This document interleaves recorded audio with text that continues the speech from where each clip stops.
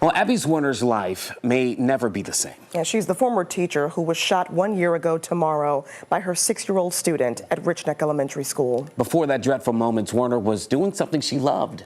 But now, as 13 News Now anchor Janet Roach reports, teaching is something Zwerner may never do again.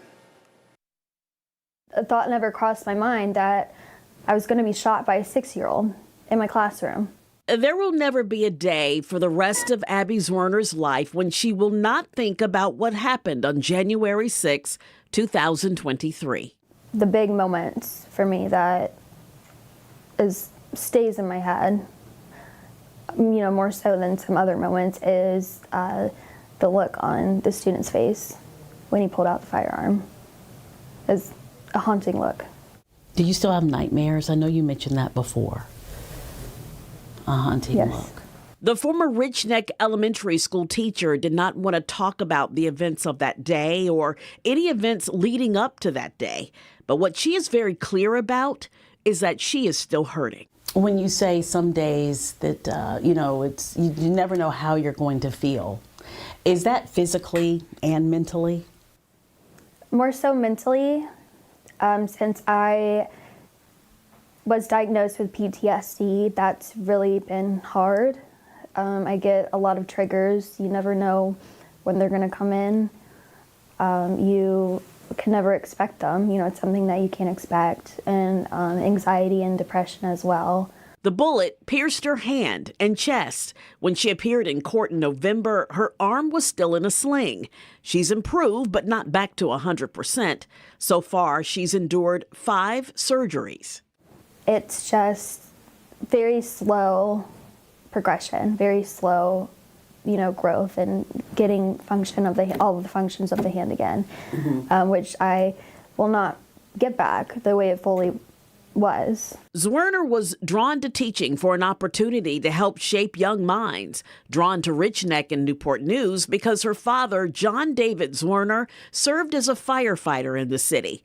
Ironically, she says so many of her lessons were about more than ABCs or 1, 2, 3, but about kindness. Teaching them, how can we, when we're angry, what's a good choice that we can make? When we're angry, let's try to think. Let's try to figure out why we're angry, what happened, and how can we best show that in a kind way. Will you teach again? Right now, no. I don't feel anywhere ready, close to stepping inside of a classroom or even a school. That's